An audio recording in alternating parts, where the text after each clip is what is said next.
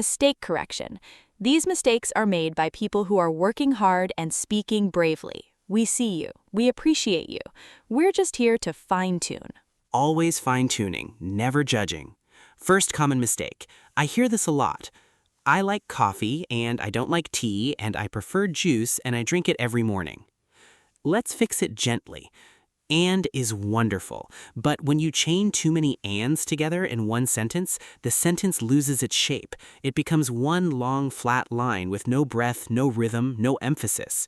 Native speakers naturally break long chains. They use commas, or they break into shorter sentences, or they replace some ands with but or where the meaning allows. Better, I like coffee, but I don't like tea. I prefer juice. I drink it every morning. The memory trick. And is a workhorse. It can carry a lot, but even workhorses need to rest. Let your other connectors take a turn. Break the chain.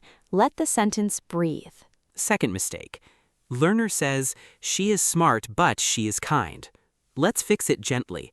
But signals contrast. It prepares your listener for something that pushes back against what came before. She is smart, but she is kind suggests that smart people are usually not kind, as if these two qualities are opposites. And that's probably not what you mean. These are two positive qualities that belong together. That's and territory. She is smart and she is kind. Now the sentence celebrates both. But is not just for negative things. But it always signals contrast. So ask yourself, am I contrasting these ideas or am I adding them? If adding, and. If contrasting, but. Third mistake. Learner says, would you like tea or you would like coffee? Let's fix it gently. When or connects two options in a question, both parts of the question follow the same structure. You don't switch.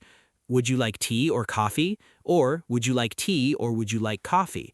Both parts have would you like. The structure stays parallel on both sides of or. Mixing structures, one with would you and one without, sounds mismatched. The memory trick. Or is a balance scale. Both sides need to have the same weight, the same structure. If one side has would you like, the other either matches it or drops it entirely. Keep the balance. Fourth mistake, and this one is about but in a very specific social situation. Learner says, thank you for your help, but I didn't find it useful. Let's fix it gently. In English, especially in polite or professional contexts, putting a strong but immediately after a thank you can feel harsh. It cancels out the gratitude. Thank you, but actually no. Native speakers often soften this. Thank you for your help. I think I need to approach it a slightly different way. Or they separate the thanks completely from the criticism. Express the thanks genuinely first, then separately address the concern. But is powerful. It redirects. Make sure the thing you redirect is something you want redirected. If your thank you is genuine, don't immediately cancel it with a but. Let the gratitude land before the contrast arrives. Timing. In language as in music, timing is everything. Beautifully said.